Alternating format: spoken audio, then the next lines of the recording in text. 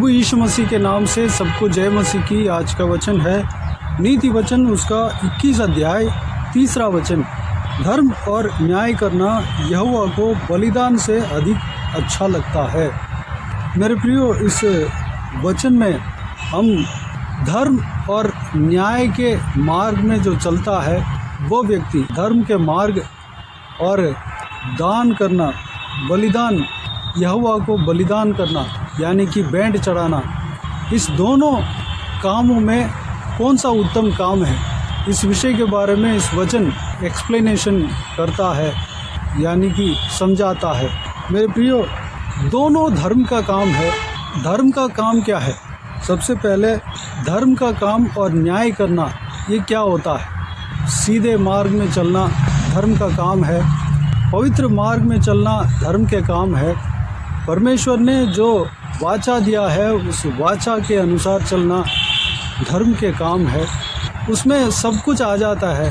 दूसरों को मदद करना और झूठ नहीं बोलना, व्यभिचार नहीं करना, पवित्र मन के साथ रहना, परमेश्वर से भय मानकर चलना, परमेश्वर के उपस्थिति में गिड़गिड़ाकर आना है और भेंट चढ़ाना है। ये सब दूसरों का वस्तु के ऊपर आशा नहीं रखना, दूसरों के कोई भी चीज़ों के ऊपर आशा नहीं रखना, इच्छा नहीं रखना, दूसरों के पत्नी के ऊपर इच्छा नहीं रखना, कोई भी दूसरों का गाय बैल कुछ भी दूसरों का है उसके ऊपर इच्छा नहीं रखना, बड़ों का आदर करना और शुद्ध मन के साथ रहना, ये सब पुराना नियम में लिखा हुआ है। पुराना नियम के लोगों के लिए ये जो है सारा नियम है, जो आज्ञाएं लिखा हुआ है।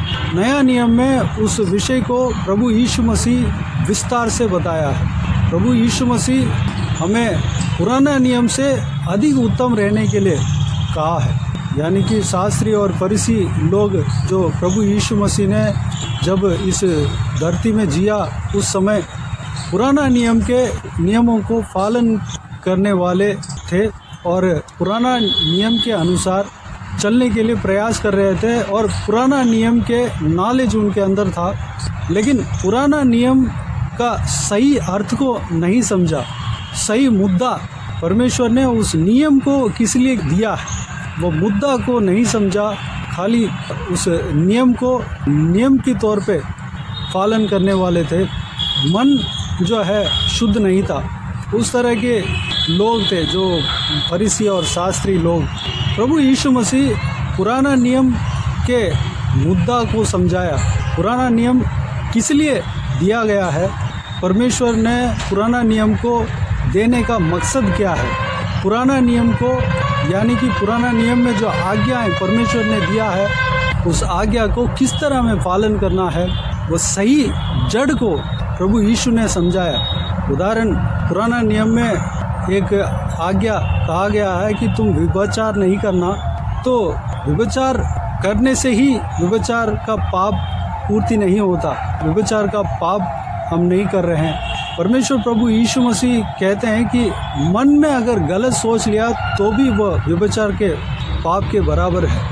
और व्यभिचार के पाप जो है कहाँ से शुरू होता है? आँख से शुरू होता है। आँख एक शरीर का रोशनी है। इस तरह पुराना नियम के आज्ञा को बड़े विस्तार से प्रभु यीशु मसीह ने नया नियम में समझाया है। मेरे प्रियो, धर्म और न्याय का काम के विषय में हम देख रहे हैं। धर्म और न्याय के काम जो है परमेश्वर के व्यवस्था को पालन करने से ये काम हम पूरा करते हैं। इस काम के अनुसार, धर्म के अनुसार हम चलते हैं। धर्म के काम, न्याय का काम क्या है? परमेश्वर के व्यवस्था को पालन करना।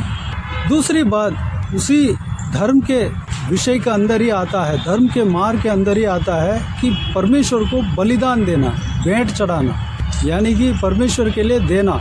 पुराना नियम में भेड़ बकरी गाय बैल बलि चढ़ाते थे परमेश्वर के लिए, और नया नियम में जो है जो सैलरी है, तनख्वाह आता है, उसमें से कुछ जो भी परमेश्वर को देना चाहते हैं वो देते थे।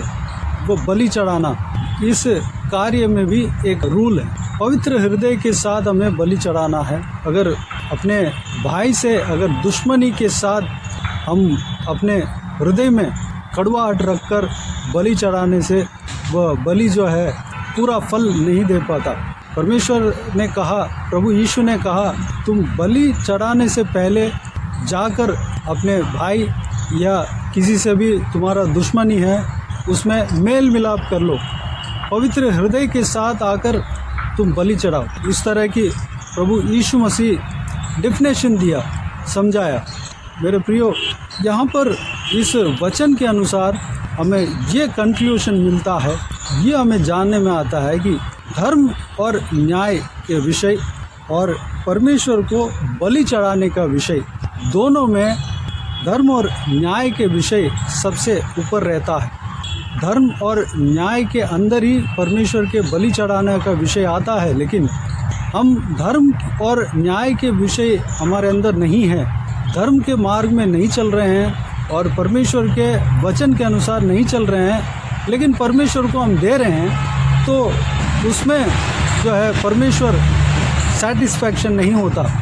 हमें भेंट चढ़ाने से पहले हम अपने हृदय को पवित्र रखना है, धर्म के मार्ग को समझना है, परमेश्वर के लिए अर्पण करना है, परमेश्वर के मार्ग में, धर्म के मार्ग में चलना है।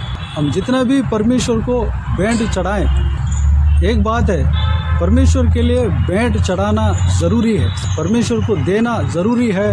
वो जो है एक परमेश्वर को आराधना करते हैं, हम भेंट चढ़ाते हैं तो वो भी एक आराधना है, परमेश्वर को हम आराधना करते हैं। भेंट चढ़ाना स्पिरिचुअल काम में एक पार्ट है, लेकिन हम धर्म के मार्ग में नहीं चल रहे हैं और भेंट चढ़ा रहे हैं तो उसमें एक वो बात जो है संपूर्ण नहीं होता। हमें धर्म के मार्ग में सबसे पहले चलना है, परमेश्वर को भेंट चढ़ाना भी है। परमेश्वर का वचन यही कहता है कि यहोवा को बलिदान देने से अधिक धर्म और न्याय के काम करना अच्छा है, बल्कि धर्म और न्याय के अंदर ही यह परमेश्वर को भेंट चढ़ाना, बलि चढ़ाना, ये सारा कार्य आ जाता है। दोनों समझ लीजिए, हमें धर्म का काम को करना ही है, परमेश्वर को भेंट चढ़ाना है। अगर धर्म के काम को नहीं कर रहे हैं और परमेश्वर को भेंट चढ़ाने के लिए हम आ रहे हैं, भेंट चढ़ा रहे हैं, तो उसमें जो है परमेश्वर सेटिस्फैक्ट नहीं होता। वैसे बलिदान में परमेश्वर संतुष्ट नहीं होते, वैसे बलिदान जो है परमेश्वर पसंद नहीं करते। हमें धर्म के मार्ग में सबसे पहले चलना है, धर्म के मार्ग में यानी कि न्याय के काम हमें करना है, परमेश्वर के आज्ञाओं के अनुसार हमें चलना है, हमें परमेश्वर के लिए भेंट चढ़ाना भी है। इस बात को समझ लें, हम सबसे पहले परमेश्वर के आज्ञा के अनुसार चलने के लिए अपने आप को परमेश्वर के हाथों में समर्पित करें। अगर किसी के विरोध में हम सोचे हैं या कुछ कह दिया है, उनसे माफ़ी मांग सकते हैं या अपने हृदय में माफ़ कर सकते हैं, एक सॉरी बोल सकते हैं, सब कुछ वो मेल मिलाप कर सकते हैं। और जहाँ पे हमारे पवित्र जीवन में कमी लग रहा है उसको सही कर सकते हैं। अगर हम सही नहीं कर पाते हैं तो परमेश्वर से हम बता सकते हैं, परमेश्वर सब कुछ जानता है, लेकिन हम पवित्र मार्ग में चलने के लिए तैयार होना है, उसके लिए हमें अर्पण करना है और परमेश्वर को उसके बाद भेंट चढ़ाना है। मेरे प्रियो, यहोवा को बलिदान करना भी महत्वपूर्ण बात है, वो भी जो है आत्मिक कार्य में एक भाग लेता है। यहोवा को भेंट चढ़ाना है, बलि चढ़ाना है, स्तुति के द्वारा स्तुति का भेंट चढ़ाना है, मुंह के द्वारा स्तुति का भेंट, धन्यवाद की भेंट चढ़ाना है और परमेश्वर को ऑफरिंग देना है, परमेश्वर के राज्य के लिए हम भेंट चढ़ाना है और गरीबों को मदद करना है। ये सारा कुछ जो है धर्म के मार्ग में ही आता है, ये भी हमें करना है, लेकिन सबसे इम्पॉर्टेंट बात हमें पवित्र मार्ग में चलना है, परमेश्वर के आगे दीन होकर, परमेश्वर के आगे गिड़गिड़ाकर, परमेश्वर के मार्ग में चलने के लिए अपने आप को परमेश्वर के हाथों में सौंपना है। आइए इस विषय के लिए परमेश्वर को धन्यवाद दें। इस जो कुछ भी हमने मनन किया है इस वचन के द्वारा, इस बातों के अनुसार चलने के लिए अपने आप को परमेश्वर के हाथों में समर्पित करें। आइए हम प्रार्थना में जाएं। प्यारे पिता, दयालु परमेश्वर, आपको धन्यवाद देता हूँ आज के इस आपके बहुमूल्य वचन के लिए, आपको धन्यवाद देता हूँ परमेश्वर। बीते हुए दिनों में हमें संभाला, बचाया, सुरक्षित रखा। आपको धन्यवाद देता हूँ। आज के इस आपके बहुमूल्य वचन के द्वारा हमने जो कुछ भी मनन किया, सारे बातों के लिए आपको धन्यवाद देता हूँ परमेश्वर। पिताजी, हम धर्म और न्याय के कार्य को करना और परमेश्वर आपको भेंट चढ़ाना, इस दोनों कार्य के बीच में जो अंतर है, कौन सा इम्पॉर्टेंट बात है, उस बात को हमने, उस कार्य को हमने आज मनन किया। परमेश्वर, हम भेंट चढ़ाना ज़रूरी है, आपके लिए ऑफरिंग देना ज़रूरी है, लेकिन उससे पहले हम अपने आप को धर्म के मार्ग में चलने के लिए सौंपने पाएँ, हम धर्म के मार्ग को सीखने पाएँ, धर्म के मार्ग में हम चलने पाएँ। परमेश्वर, हम पवित्र हृदय के साथ आपको भेंट चढ़ाने पाएँ, धन्यवाद देने पाएँ। परमेश्वर, हम बलि चढ़ाने पाएँ, आपको देने पाएँ, आपके राज्य के लिए देने पाएँ। परमेश्वर, अनुग्रह देना। आपने पुराना नियम में हमें जो धर्म के मार्ग में चलने का रास्ता बताया परमेश्वर, आज्ञाएं आपने दिया, उस आज्ञा को हम जान लेने पाएँ परमेश्वर।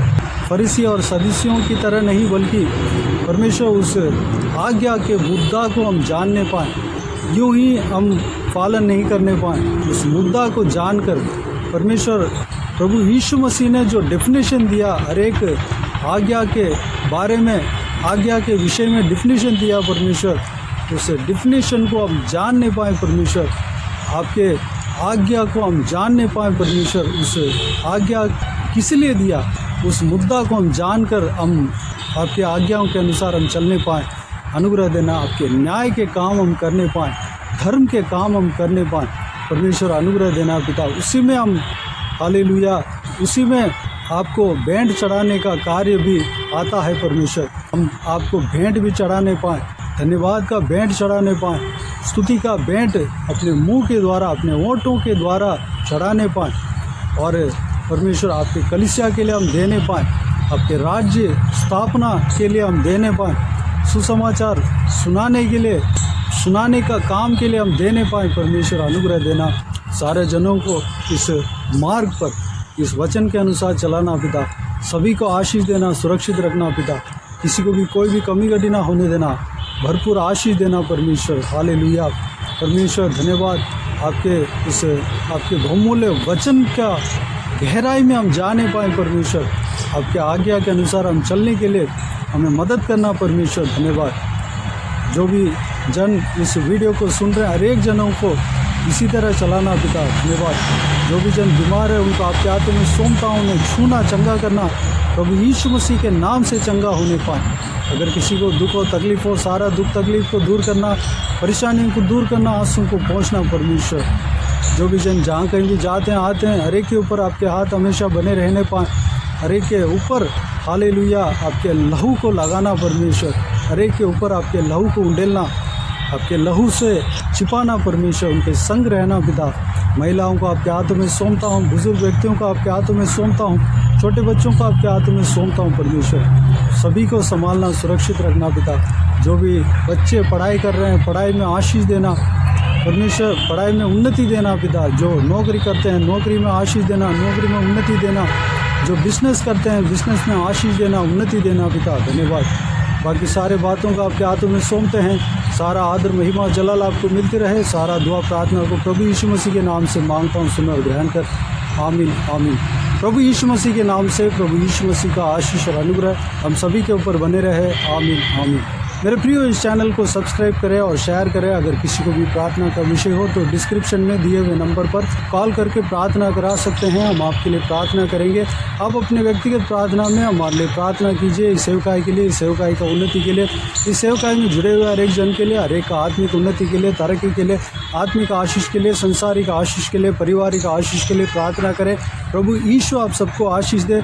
इस सेवकाई के द्वारा परमेश्वर आपके जीवन में कार्य किया हो, वो भी हमें बता सकते हैं, ताकि हम सब मिलकर परमेश्वर को धन्यवाद दे सके, महिमा कर सके। प्रभु यीशु आप सबको आशीष दे। आमीन, आमीन।